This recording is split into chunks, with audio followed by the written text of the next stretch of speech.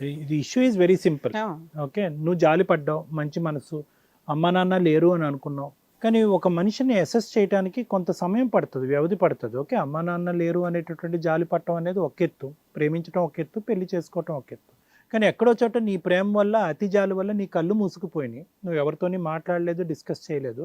నువ్వు సంపాదించినటువంటిది బహుశా ఇది అతి పెద్ద సంపాదన అయి ఉంటుంది. నీకేమి తరతరాలుగా వచ్చినటువంటి ఆస్తిపాస్తులు ఏం లేదు, వందల కొద్ది లోన్లు తీసుకుని ప్రాపర్టీస్ కొన్నాం. నువ్వు సంపాదించినటువంటి ఒకే ఒకటి ఆ అమ్మాయి పేరుని పెట్టావు అంటే కనుక ఐదర్ అది టోటల్గా అమాయకత్వం అయినా అయి ఉండాలి, లేదంటే నీది పెద్ద సముద్రం అంత మనసైనా అయి ఉండాలి.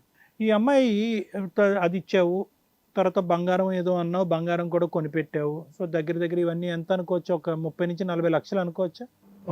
So 40 lakhs over span of 6 months to 1 year ఆ అమ్మాయికి కట్టబెట్టాం. కట్టబెట్టిన తర్వాత నీకేంటంటే నమ్మకం, నేను ఇంత ఇదిగా ప్రేమిస్తున్నాను, తల్లిదండ్రులు కూడా లేనటువంటి అమ్మాయికి ఈ స్థాయిలో ప్రేమను ఇచ్చాను అంటే కనుక ఈ అమ్మాయి ఎక్కడికి వెళ్ళదు అనేటటువంటి ఒక ఆలోచనతో ఆండ్రాయిడ్ ఫోన్ కొనిచ్చావు. ఆ అమ్మాయి అసలైనటువంటి మనస్తత్వం అనేది నీకు ఫోన్ ఇచ్చేంత వరకు నీకు అర్థం కాలేదు. అంటే వాస్తవానికి ఏంటంటే కనుక నువ్వు ఇంకో యాంగిల్లో చూసుంటే కనుక ఈ అమ్మాయి కరెక్టా కాదా అనేటటువంటిది నువ్వు ఇంకో విధంగా అసెస్ చేసుకుంటే నీకు తెలిసి ఉండేది. కానీ ఇక్కడ ఏమయ్యావు అంటే కనుక ఫస్టే నీకు నువ్వుగానే ఊహించేసుకుని ఈ అమ్మాయిని నేను ఎంత ప్రేమిస్తున్నానో ఆ అమ్మాయి నన్ను అంతే ప్రేమిస్తుంది, ఎవరూ లేరు కాబట్టి నేను తప్ప ఎవరూ ఉండరు అని చెప్పి ఒకదాని తర్వాత ఒకటి ఇచ్చేసి నువ్వు ఎజ్యూమ్ చేసుకున్నావు ఈ అమ్మాయి ఎక్కడికి వెళ్ళదని చెప్పి. ఎప్పుడైతే ఫోన్ ఇచ్చావో అప్పుడు నీకు అసలు రంగు కనిపించింది, నువ్వు ఫాలో అయ్యో, ఆ అబ్బాయితో కనిపించింది, రూమ్ వరకు వెళ్ళో ఇంకా ఇంకా విపరీతమైనటువంటి తత్వం. క్యాంప్కి వెళ్ళి వచ్చినప్పుడు ఇతని ఫొటోస్ నేను అది మా ఫోన్లో చూసాను సార్. చూస్తే ఇన్స్టాలో నా ఫేవరెట్ ఇతను, అందుకనే ఫొటోస్ డౌన్లోడ్ చేసి పెట్టుకున్నా అని చెప్పింది నాతోటి. బేసికలీ నేను ఓకే, ఇంకా ఫోటోలు ఏంటి, నీకు లైవ్లోనే నీకు అంతా కనిపించినప్పుడు ఇంకా ఫోటోలు ఏంటి, ఇదేంటంటే తడిగొడ్డతో గొంతుక్కోయటం. సో ఈ అమ్మాయి క్యారెక్టర్ అనేటటువంటిది కరెక్ట్ కాదు అనేటటువంటిది నువ్వు తెలుసుకోవాలి అంటే ముందు నుంచి కొద్దిగా అసెస్ చేసుకున్న తర్వాత, వెనక ముందు నలుగురికి చెప్పిన తర్వాత, పెళ్లి చేసుకున్న తర్వాత ఒక విధమైనటువంటి నీకు ఆ అమ్మాయి మీద ఒక గ్రిప్ అనేది వస్తుంది, మీ ఇద్దరి మధ్యన ఒక బాండ్ అనేటటువంటిది ఎస్టాబ్లిష్ అవుతుంది. అలా కాకుండా పెళ్ళి అనేటటువంటిది తర్వాత పెట్టి బాండ్ ఏర్పడటం గురించి నాకు సర్వస్వం ఆ అమ్మాయికి ఇచ్చేయాలనేటటువంటి ఆలోచనతో నువ్వు ఏదైతే ఉన్నావో దాన్ని ఆ అమ్మాయి అడ్వాంటేజ్ కింద తీసుకుంది. అంటే ఏంటి ఆ అడ్వాంటేజ్ అంటే కనుక ఇక్కడ అమ్మాయి ఒక పాయింట్ చెప్పింది ఏంటి అంటే, నాకు ఫ్రీడమ్ లేదు. అది కొంతవరకు వాస్తవం నేను అనుకుంటున్నాను. అంటే ఏ విధంగా అంటే కనుక ఇవన్నీ ఇచ్చిన తర్వాత నువ్వు ఒక ఎజంప్షన్కి వచ్చావు, ఈ అమ్మాయి ఎక్కడికి వెళ్ళదు, నేను తప్ప ఎవరు లేరు ఈ అమ్మాయి జీవితంలో, నేను చెప్పినట్టే నడుచుకోవాలి. ఆ అమ్మాయి ఆలోచన శైలి ఇంకో విధంగా ఉంది. చిన్నప్పటి నుంచి ఆ అమ్మాయికి ఒక కంట్రోల్ అనేది లేదు. అనాథలైనటువంటి అందరూ ఆడపిల్లలు అలా ఉంటారని నేను అనుకోను, కానీ ఈ అమ్మాయికి ఆ కంట్రోల్ లేదు. ఎప్పుడైతే కనుక చేతిలో డబ్బు కనిపించిందో, ఎప్పుడైతే ప్రాపర్టీ కనిపించిందో, చేతిలో ఒక ఫోన్ కనిపించో, కొద్ది గొప్ప అందం ఉందనే ఆలోచన ఉందో, ఈ అమ్మాయి టెంప్టేషన్ కాస్త ఇంకో వైపు వెళ్ళింది. సో దాంతో ఏంటంటే రెక్కలు వచ్చినటువంటి పక్షిలాగా అయింది. ఇప్పుడు ఆస్తి కావాలి అని అంటుంది, విచ్చలవిడితనం కావాలి అంటుంది, ఇవన్నీ కావాలి. సో ఏంటంటే నువ్వు ఇవ్వటం ద్వారా ఒక వ్యక్తిని నేను కంట్రోల్ చేసేస్తున్నాను అనే అజంప్షన్ ఏదైతే ఉందో, దానివల్ల ఏంటంటే ఒక వ్యక్తి యొక్క క్యారెక్టర్ని నువ్వు పూర్తిగా అసెస్ చేయకుండా నువ్వు తవ్వుకున్నటువంటి గొయ్యిలో పడ్డావు. ఇక్కడికి వచ్చి కూర్చున్న తర్వాత ఈ అమ్మాయి అసలు ఎక్కడ కూడా పశ్చాత్తాపం లేదు, పూజకి ఎక్కడ పశ్చాత్తాపం లేదు. అరే నన్ను జాలిపడి తల్లిదండ్రులు లేరని చెప్పి తల్లిదండ్రులు మించినటువంటి విధంగా కాపాడుతున్నాడు అనేటటువంటి మాట ఎక్కడా లేదు. నువ్వు ప్రాపర్టీ ఇచ్చావనే గొప్ప ఫీలింగ్ లేదు, బంగారం ఇచ్చావనే గొప్ప ఫీలింగ్ లేదు, ఫోన్ ఇచ్చావనే గొప్ప ఫీలింగ్ ఏమీ లేదు. ఇచ్చిన వాటివన్నీ పక్కన పెట్టేసి టార్చర్ పెడుతున్నాడు అనేటటువంటి ఒక్క అంశమే మాట్లాడుతుందంటే కనుక ఈ అమ్మాయికి అవసరం లేకుండా ఫ్రీ గిఫ్ట్లు నువ్వు దారబోయటం వల్ల ఈ అమ్మాయికి అసలు సీరియస్నెస్ కానీ మెచ్యూరిటీ కానీ ఏమీ లేకపోవటం వల్ల ఇంతకు ముందే నువ్వు ప్రేమించక ముందే పెళ్ళి అనే కమిట్మెంట్ రాకముందే ఈ అమ్మాయికి ఆ విచ్చలవిడితనం ఉంది. ఎప్పుడైతే కనుక నీ దగ్గర నుంచి వచ్చిందో అది కాస్త ఇంకో లెవెల్కి వెళ్ళింది. ఇప్పటికైనా కూడా ఆ అమ్మాయి ప్రాపర్టీ దగ్గర ఉంది, బంగారం ఉందని అంటుంది, కానీ నా డౌట్స్ నాకు ఉన్నాయి. ఎందుకంటే కనుక రేపొద్దున ఈ రోజు కాకపోయినా రేపైనా కూడా ప్రవీణ్ లాంటి వ్యక్తి, ప్రవీణ్ ఒక్కడే ఉన్నాడా ఇంకెవరన్నా ఉన్నారన్నది మనకు తెలియదు. దొరికితే దొంగ, దొరకపోతే ప్రవీణ్ దొరికాడు కాబట్టి ఈరోజు ప్రవీణ్ని ఇక్కడ తీసుకొచ్చి నిజాయితీగా అబ్బాయి నాకు వద్దు సార్, నేను నా దారి నేను చూసుకుంటానని అంటున్నాడు. చేసిన తప్పు అతనికి అర్థమైంది. ఏమో ఇంకెవరున్నారో వాళ్ళతో ఈ అమ్మాయి శారీరకమైనటువంటి సుఖాన్నే పంచుకుందా, బంగారాన్ని తాకట్టు పెట్టిందా, లేదంటే ఆస్తే వేరే వాళ్ళకి రాసిచ్చిందా? ఎందుకంటే రేపొద్దున రమేష్ అనేటటువంటి వాడికి నిజం తెలిస్తే కనుక ఉన్నది పిండుకు పోతాడు కదా, లేదంటే మెడ మీద కత్తి పెట్టి నా ఆస్తి నాకు ఇయ్యి అని అంటాడు కదా. సో ఈ అమ్మాయి యొక్క వ్యక్తిత్వంలో ఇప్పుడు ఏంటంటే ఈ కిరాతకమైనటువంటి ఆలోచన కేవలం నిన్ను మోసం చేయటమే కాకుండా ఈ ఫైనాన్షియల్ చీటింగ్ అనేది కూడా ఈ అమ్మాయిలో ఒక యాంగిల్ ఉంది. ఇది ఫస్ట్ స్టెప్పే కాదనుకోవట్లేదు, ఇలాంటివి చాలా ఉండుంటే చాలామంది బక్రాల్లో నువ్వు ఒక బక్రా. ఎందుకంటే ఇక్కడ ఇద్దరు కనిపిస్తున్నారు కదా, రమేష్ ప్రవీణ్ ఇక్కడ కనిపిస్తున్నారు. మీ ఇద్దరు రిలేషన్షిప్ ఆ అబ్బాయి 3 నెలలు, నీ సంవత్సరం ముందు ఏమైందో, దానికి ముందు ఏమైందో, సో కాబట్టి ఏంటంటే నాకు ఇప్పుడు ఉండేటటువంటి భయం ఏంటంటే పాత్వే ఇస్ క్లియర్. వద్దు సార్, తూర్పు తిరిగి దండం పెడతాను, ఈ అమ్మాయి నాకు వద్దు, నా ఆస్తిపాస్తులు నేను కష్టార్జితంతో లోన్లు తీసుకునేటువంటి నాకు ఇవ్వండి అని అంటున్నావు, నువ్వు సేఫ్.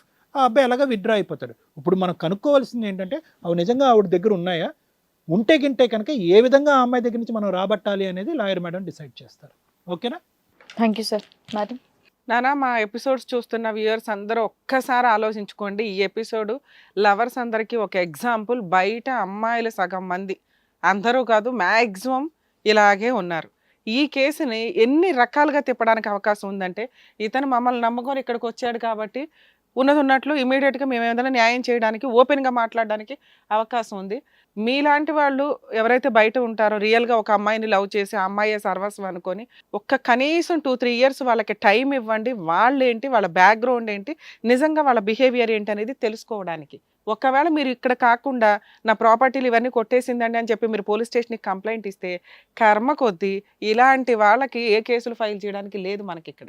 ఆ అమ్మాయి ఏమంటదంటే, ఆ ప్రాపర్టీ నాది, అతను ఆల్రెడీ లోన్ పెట్టుకొని కట్టుకుంటున్నాడు, గోల్డ్ ఇవన్నీ నేనే కొనుక్కున్నానండి, మీరు స్లిప్పులు ఇవన్నీ పెట్టినా కూడా మనం వేసే ఒక కేసుకి ఫెసిలిటీస్ ప్రాపర్గా లేకపోగా ఇమ్మీడియట్గా అమ్మాయి నన్ను ఫిజికల్గా వాడుకున్నాడండి, ఫిజికల్గా వాడుకొని నాకు మత్తు మంది ఇచ్చి రేప్ చేసి ఇవన్నీ తాయిలంగా ఇస్తూ నన్ను పెళ్లి చేసుకోమని ప్రెషర్ చేస్తున్నాడని ఒక్క కేసు ఫైల్ చేస్తే దాని నుంచి బయటపడడానికి సర్వనాశనం అయిపోతుంటాం. ఇక ఇవన్నీ నువ్వు ఉంచుకో తల్లి అనే అంత సిచ్యుయేషను. దయచేసి అబ్బాయిలందరూ, ఇప్పుడు అబ్బాయిల్ని కాపాడడం చాలా కష్టం అవుతుందండి, మీరు జాగ్రత్తగా ఉండాలి. ఎమోషన్స్కి పోయో ప్రాపర్గా ఎంక్వైరీలు చేసుకోకుండా ఎవరితోటి కమిట్ అవ్వద్దు. అది ఫిజికల్ రిలేషన్ అయినా, ఫైనాన్షియల్ రిలేషన్ అయినా, ఫ్రెండ్షిప్ అయినా. ఎందుకంటే ఫ్రెండ్షిప్ని అడ్డు పెట్టుకొని కూడా బ్లాక్మెయిల్ చేస్తున్న అమ్మాయిలు చాలామంది ఉన్నారు బయట, డబ్బులు వసూలు చేసుకుంటూ. ఇక్కడ ఆవిడ వసూలు చేయడానికి ముందే మనమే ఇచ్చేసాం, అది వేరే సంగతి. ఇక కాబట్టి ఇక్కడ మీ ప్రాబ్లం, మీరు ఒక నిజం తెలుసుకున్నారు ఏంటి అంటే, ఆ అమ్మాయి అడ్డంగా మిమ్మల్ని మోసం చేసింది. ఇలాంటి క్యారెక్టర్ ఉన్న అమ్మాయి మీకు అవసరం. ఈ డెసిషన్ మీ వరకు మీకు బాగానే ఉంది. ఇక మీ విషయానికి వస్తే, ఇక్కడ హీరోయిజాలు చూపించుకోవడానికి ఎక్కడా లేదు. నీ ఫీల్డ్కి నువ్వేదో ఎవరో ఒకరు దొరకపోతారా యూట్యూబ్ ఛానల్ పెట్టుకొని కవర్ చేసుకుందాం, నువ్వు ట్రాప్ వేసావు తప్ప, నిజంగా ఆ పిల్ల తలుచుకొని వీళ్ళిద్దరు ఏదైనా డ్రాప్ అయ్యి ఉంటే నెక్స్ట్ బక్రావి నువ్వే. నీ అదృష్టం బాగుండి ఆ టైంకి నీకు కనిపించి నిన్ను కాపాడాడు. ఆవిని కాపాడడం తర్వాత సంగతి, నిన్ను కాపాడుకున్నాడు ఇక్కడ. నువ్వు నిజంగా ఆయన కాళ్ళకి దండం పెట్టిద్దా, బ్రదరు నా జీవితానికి నాకు ఇంకోసారి జీవితం ఇచ్చావని 100 సార్లు రోజు ఆయన ఫోటో పెట్టుకుని దండం పెట్టుకో. ఎందుకంటే అలాంటి క్రిమినల్ అమ్మాయి ఆలోచన విధానం చాలా డేంజర్గా ఉంది. బయట సమాజంలో ఒక అమ్మాయిని మేము వదిలితే మీలాంటి బకరాలు పెద్ద లిస్టే ఉంటుంది. అర్థమవుతుందా? ఫేస్బుక్లో, ఇన్స్టాగ్రాముల్లో ఎవరితో పడితే ఎవరి పరిచయాలు అయిపోయినాయి, నెంబర్లు ఇచ్చింది కదా అని సొంగ ఖర్చుకొని వెళితే తర్వాత తాగడానికి వాటర్ కూడా ఉండవు. కోట్ల చుట్టూ తిరగడంతో జీవితం అయిపోద్ది తెలుసా. వచ్చే సంబంధాలు కూడా రావు సరిగ్గా. ఇప్పుడు మీరు రియలైజ్ అయ్యారా? మీకు ₹1 పోలే, అదృష్టం కొద్ది మీకు ఎక్కడో పుణ్యం చేసుకుని, మీ తల్లిదండ్రుల పుణ్యం ఇది ఒక రకంగా. మీతో ఏదో ఫోటోలు వేసిన ఓయో రూమ్కి నువ్వు తీసుకెళ్ళిపోవు ధైర్యంగా. నీ క్రూయల్ మెంటాలిటీ, నీ గొయ్య నువ్వు తవ్వుకోవడం. ఓయో రూమ్కి తీసుకెళ్ళి ఏం పీకుదాం అనుకున్నావు, నాకు అర్థం కాలే. మామూలుగా షార్ట్ ఫిల్మ్ గురించి డిస్కషన్ ఓయో రూమ్లకి తీసుకెళ్తావా? ఎంతమందిని తీసుకెళ్ళావా అట్లా? అసలు ఈ అబ్బాయి రాకుండా ఉండాలా, నీ తోలు తీసేది తర్వాత ఓయో రూమ్లకి తీసుకెళ్తావరా అని. ఎందుకంటే నీ దగ్గర కూడా వసూలు చేయొచ్చు అమ్మాయి. ప్రత్యాశాలు వేసుకుంటూ ప్రొఫెషన్ డీసెంట్గా చేసుకోవాలి. ఎప్పుడైనా ఇలా అమ్మాయిలు వాడేసుకుందామని ప్రొఫెషన్ చేస్తే నీ గొయ్య నువ్వు దవ్వుకొని రేపొద్దుట ఆవిడేసే కేసులకి మొత్తం ఆ కెమెరాలు కూడా అమ్ముకోవాల్సి వస్తుంది. ఎక్కడ ఇంకా స్టప్ కూడా వేయలేదు, అప్పుడే ఓయో రూమ్లు. ఎప్పుడైనా కానీ ఏ రూమ్లో అయినా కానీ డేంజరే. నువ్వు, నీ భార్య, నీ కుటుంబమే తప్ప ఇలా అక్రమ సంబంధాలు పెట్టుకున్నవాడెవడో బాగుపడినట్టు చరిత్రలో కనిపించట్లా. అర్థమవుతుందా?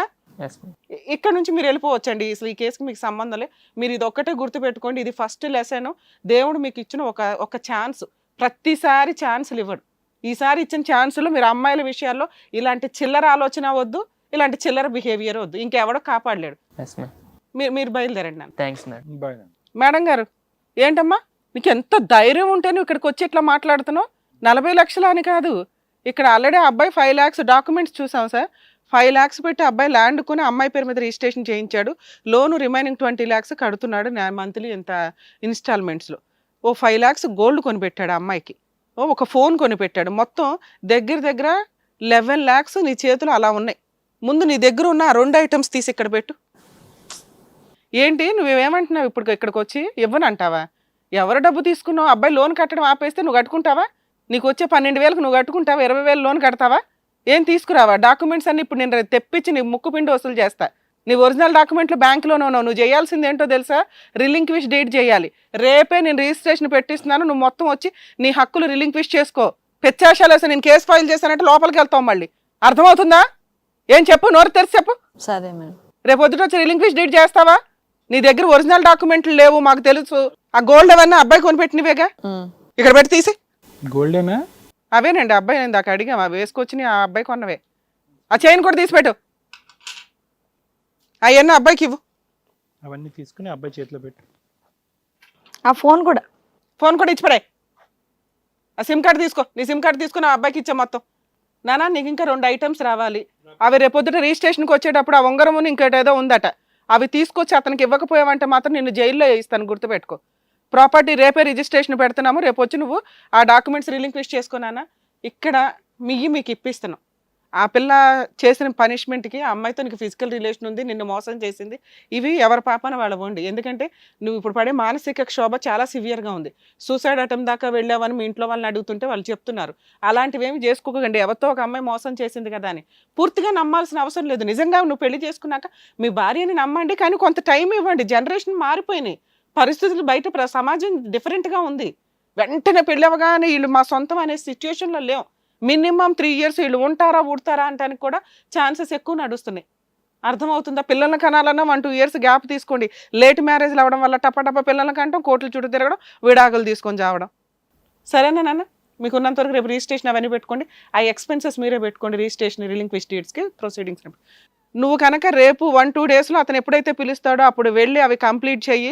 నీ దగ్గర ఏమన్నా ఫోటోలు కానీ గట్రాలు ఉంటే మొత్తం క్లియర్ చేయి. నీ దగ్గర ఇప్పుడు లెటర్ రాయిస్తాను. భవిష్యత్తులో అతనితో మాట్లాడడం కానీ, అతని మీద ఏదైనా కేసులు వేస్తానని మళ్ళీ ట్రాప్ చేయడం కానీ, ఏ బకరా దొరకలేదని మళ్ళీ ఈయన ట్రాప్ చేయాలని చూసినా మాత్రం నాకు ఇమీడియట్గా అతను ఫోన్ చేస్తాడు, మేము లీగల్ యాక్షన్ తీసుకుంటాం మా టీం మొత్తం. అర్థమవుతుందా? Thank you.